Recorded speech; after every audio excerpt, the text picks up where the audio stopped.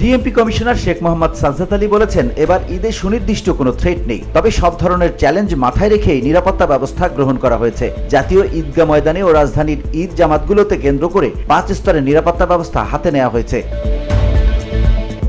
রোববার সকালে জাতীয় ঈদগাহ ময়দানের নিরাপত্তা ব্যবস্থা পর্যবেক্ষণে এসে এসব কথা জানান ডিএমপি কমিশনার। বসুন্ধরা, উত্তরা, বনশ্রী, কুড়িল ও বাড্ডা সহ রাজধানীর বিভিন্ন স্থানে অভিজাত ও অত্যাধুনিক মানের ফ্ল্যাট কেনার এক নির্ভরযোগ্য প্রতিষ্ঠান প্লেজেন্ট প্রপার্টিজ লিমিটেড। তাই আপনার স্বপ্নের আবাসনের জন্য আজই যোগাযোগ করুন। Pleasant properties limited, where destiny matches eventually. DMP commissioner বলেন, সারা দেশের মতো ঢাকা মহানগরীতেও যথাযথ ধর্মীয় ভাবগাম্ভীর্য ও উদ্দীপনার মধ্য দিয়ে পবিত্র ঈদ উল ফিতর উদযাপিত হবে। জাতীয় ঈদগাহ ময়দানে ঈদের প্রধান জামাত অনুষ্ঠিত হবে। রাষ্ট্রপতি, মন্ত্রিপরিষদের সদস্য ও বিশিষ্ট ব্যক্তিরা এই ঈদগাহে নামাজ আদায় করবেন।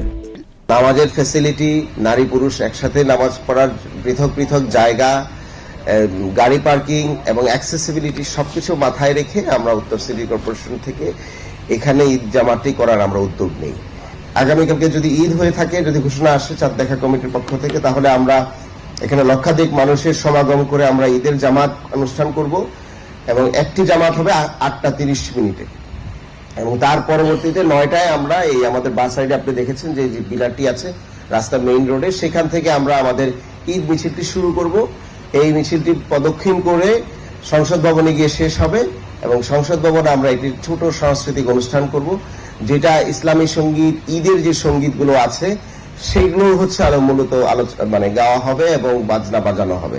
তিনি আরো জানান, এবারের নিরাপত্তায় 15,000 পুলিশ সদস্যের পাশাপাশি সিটিটিসি, এটিইউ, সাদা পোশাকের গোয়েন্দা পুলিশ, সেনাবাহিনী সহ বিভিন্ন আইন শৃঙ্খলা রক্ষাকারী বাহিনীর সদস্যরা মোতায়েন থাকবেন। এছাড়াও শতাধিক সিসি ক্যামেরার নজরদারিও থাকবে।